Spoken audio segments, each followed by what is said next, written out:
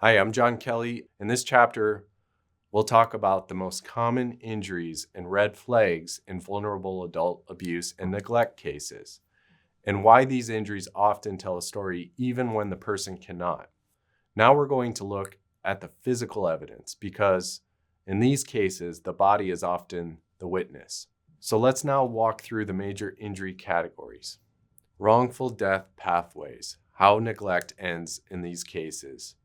Death is often not a lightning strike, it's a predictable endpoint.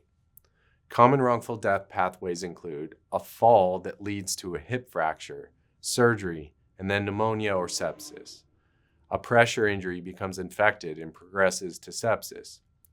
Aspiration pneumonia follows ignored swallowing precautions. Dehydration and infection spiral into organ failure. Medication or oversedation leads to a fall or aspiration. Elopement leads to exposure, trauma, or fatal injury. Assault leads to head injury or internal injury that is not timely treated. Understanding these pathways matters because facilities' insurers often try to erase the chain. They'll point the final event, pneumonia, sepsis, cardiac arrest, as if it came from nowhere. The final event usually has roots. Your job is to trace them back. Now let's end this chapter with another short story.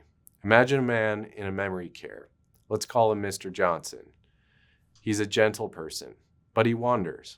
His care plan calls for redirection and supervision, especially at night. One weekend, the facility is short-staffed, and Mr. Johnson wanders into another resident's room. That resident is confused and frightened. There's an altercation, and Mr. Johnson is struck and falls, hits his head. The facility tells the family it was an accident between residents. But the real question is, why was a known wandering resident unobserved long enough to enter another room? Why wasn't the environment controlled for predictable dementia behavior? That's not just unfortunate, that may be negligence. Now that we've discussed the injuries and red flags, we need to talk about what you can do both for safety now and for the accountability later. In the next chapter, we're going to move from medicine to action. How families can report concerns through APS, Adult Protective Services, the ombudsman, licensing agencies, and law enforcement when appropriate. How to protect your loved ones while you create an outside record, and how attorneys build these cases, such as myself. Preserving evidence, identifying the right to legal theories, and proving what happened when the vulnerable adult cannot speak for themselves are important, and we will cover them.